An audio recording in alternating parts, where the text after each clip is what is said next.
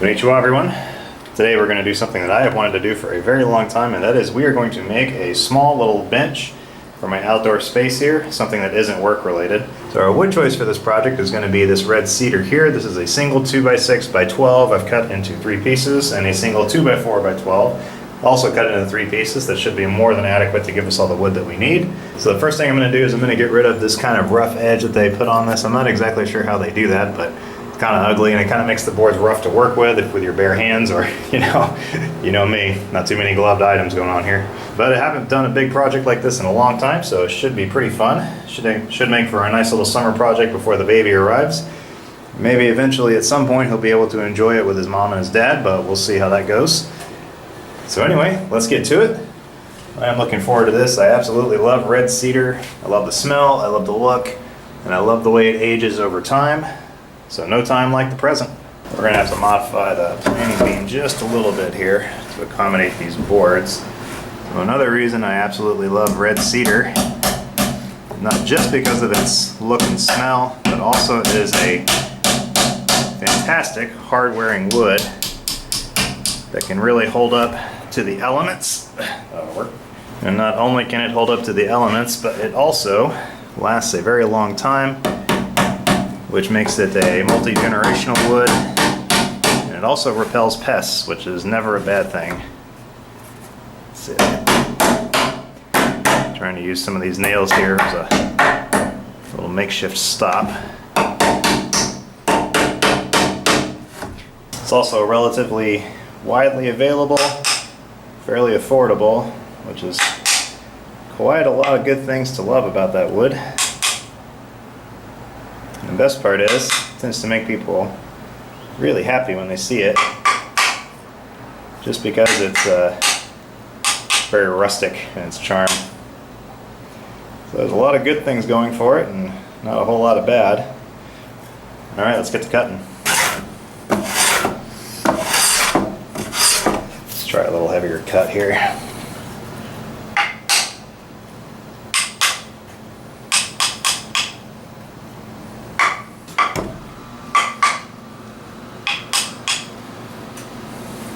See how this works.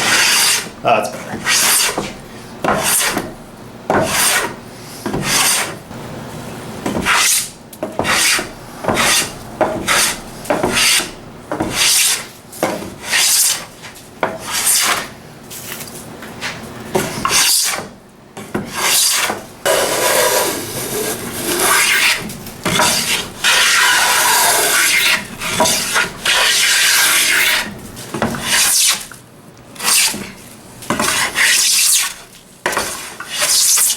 Alright, so we have here our 3 main pieces we're going to use for the top. I'm not going to use all 3 of these for the top. I'm probably just going to use this one and this one, but what we're going to do here to make this a little more interesting is we're going to use a joint called the kanawasugi, or we're going to use a fonawasugi, something of that sort.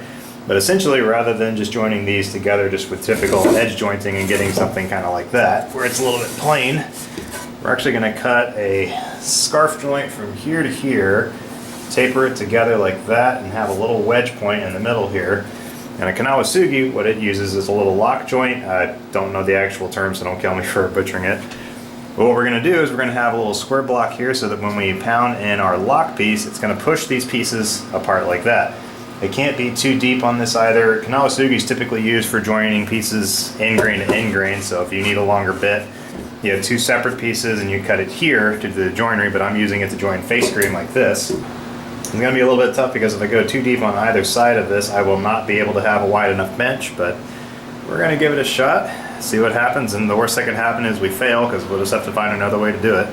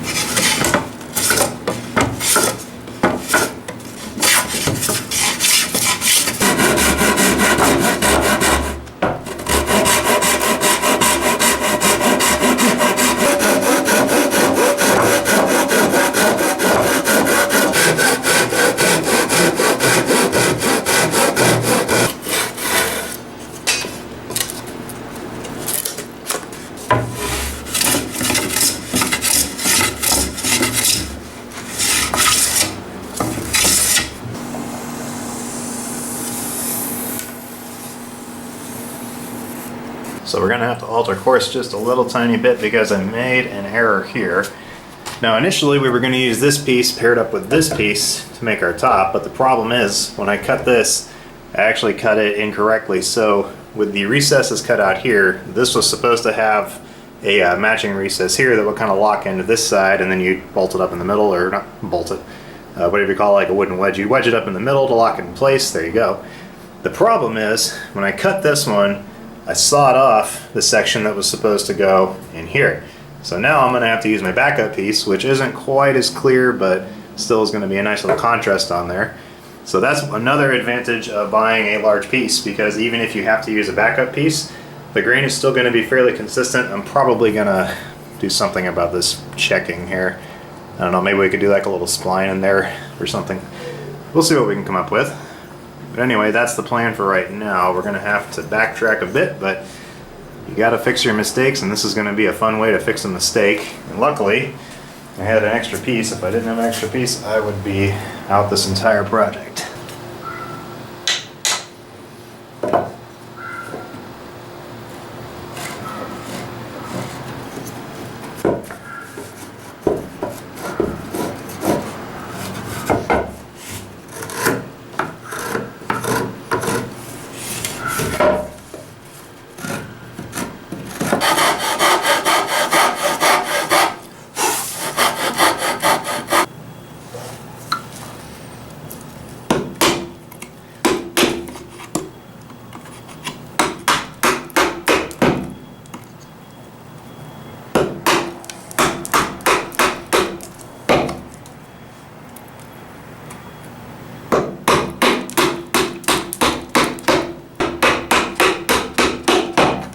Well, I have fallen victim to the overcomplication monster, and I'm going to have to change my design here. So what happened was I originally had this board as my secondary, but when I was cutting it, I actually split off one of the tenons that was supposed to go into the little receptacle side on this. So it's not a huge deal. I could cut it down and keep going, but then I'd have a really thin board. So what I'm going to do instead is I'm going to skip the scarf joint idea, and I'm going to thin down these three, possibly make them kind of a pseudo 2x4, maybe not quite as thick as a 2x4, or maybe a little bit wider actually. But we're going to take out the taper, we're going to do away with all that, we're going to simplify our design quite a bit. We're going to go with strict mortise and tenon design for this thing.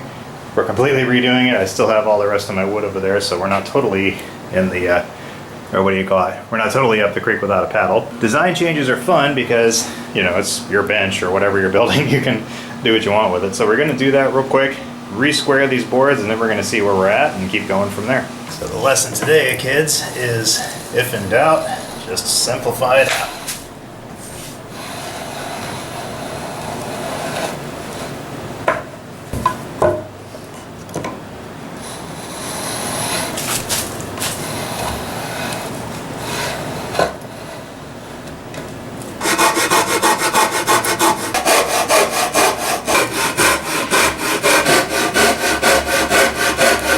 We don't want to waste anything, so I'm going to use these to make some splines to go across these two.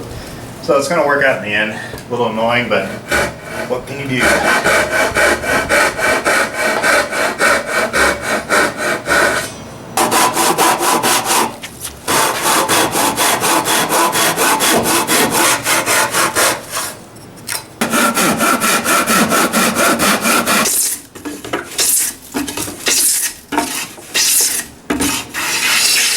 So one of the key aspects of Japanese woodworking is that you have to use the materials that you are blessed with, and if you mess it up, you got to figure out a way to make it work, because there's no going back. So you got to live with the mistakes and make the most of them. So a little freehand work there. Should look nice and rustic. Rustic's always a cute word to use when you make a mistake and want to make it look pretty in the end.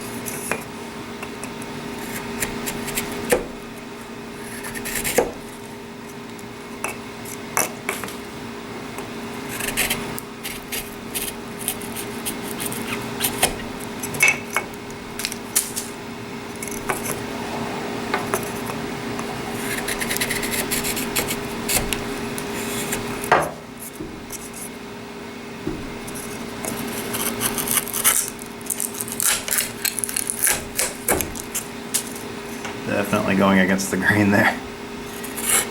That'll be alright.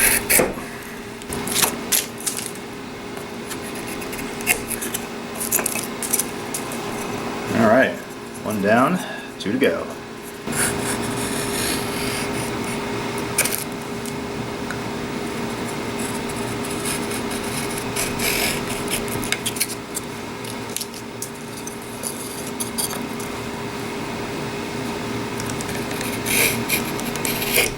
Alright, so this was technically plan D for this design, but that's kind of what we're going to end up with there.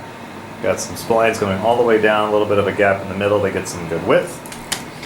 So now all we're going to do is we're going to cut a little bit of a relief on all three of these here. We're leaving these right at about that 1.5 inch thick mark.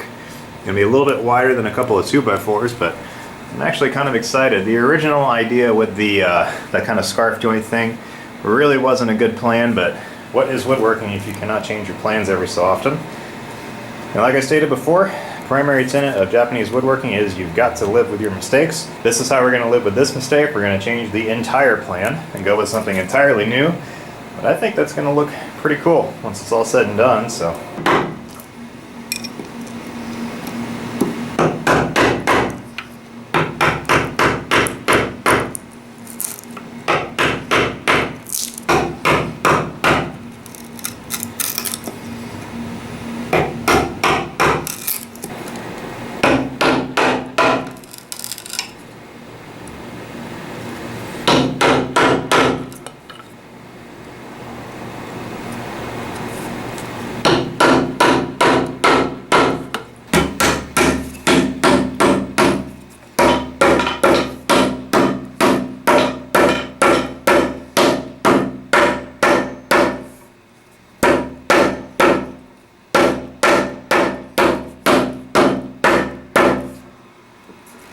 Alright, that is pretty solid.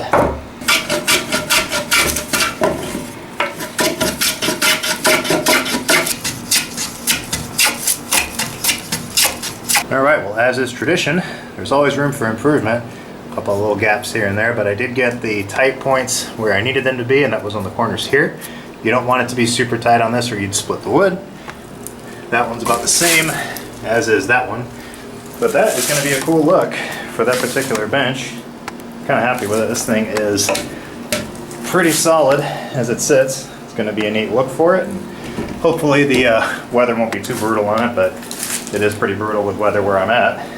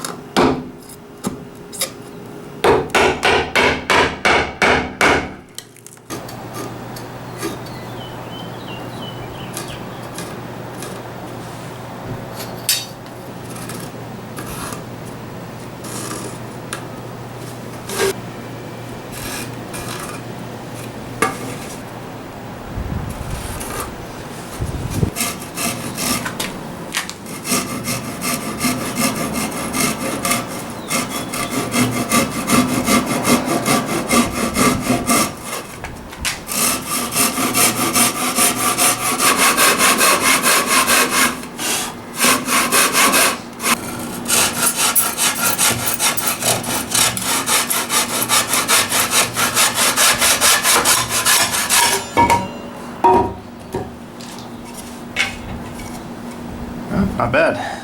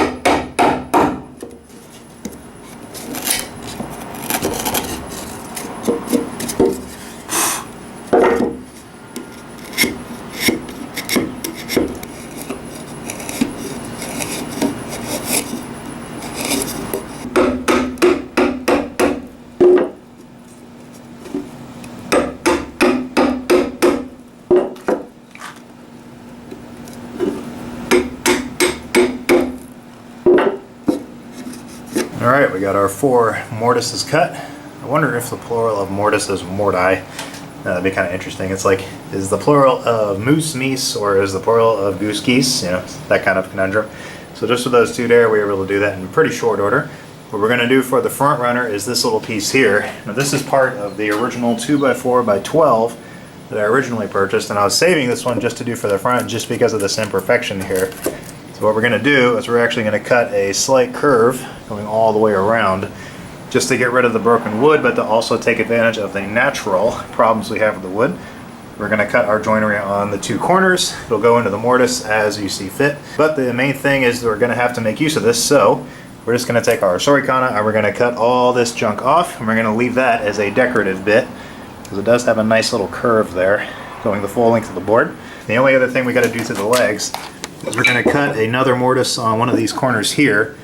So once the long runner goes in this side, we're going to have a little short runner that goes between the legs on the ends that will latch into this. It'll be a blind mortise on this side, so it won't go all the way through, but it will go through the runner here, latch it in place, and it will not move. So once we get this thing cut and get these ends cut and see what we got, we'll continue on with that. But yeah, this is turning out to be a really fun project.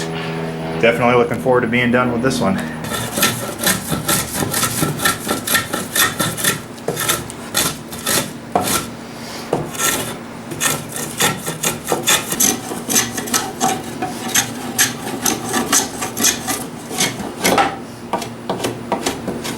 Alright, rotten wood has been purged and it looks a lot better.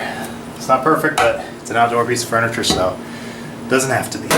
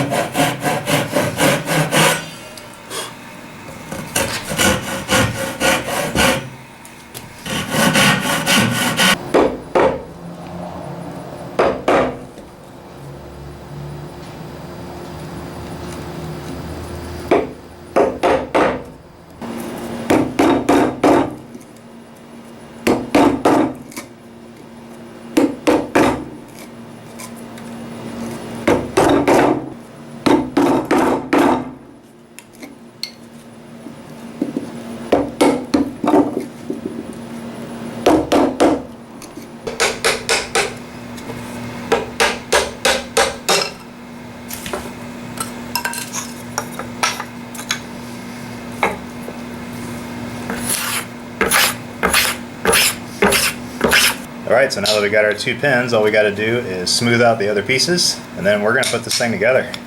This is the most exciting part, but it's also the most terrifying part, because if I screw it up, got to work some more, so we'll see what we got.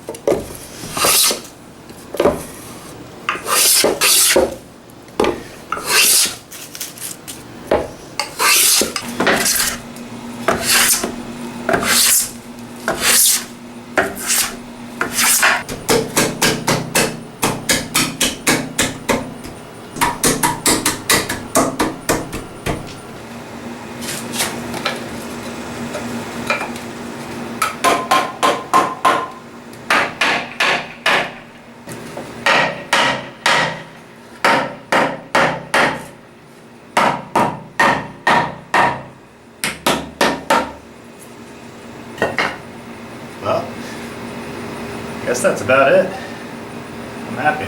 I'm very happy with that. I think I'm going to fill that gap maybe with some scrap. See what we got laying around. But all right, well, I am very happy with how that turned out. It's a little bit rougher than the usual fare that I make here on the channel because I made quite a few mistakes. But part of Japanese woodworking is continuing onward even when you make mistakes.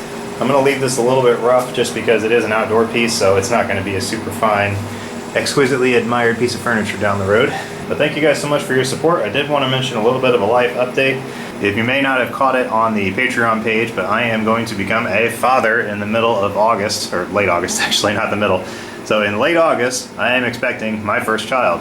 Not me myself, but you know the wife is. So what that means is that my life is going to change drastically. I'm not exactly sure how many projects I'm going to be able to make.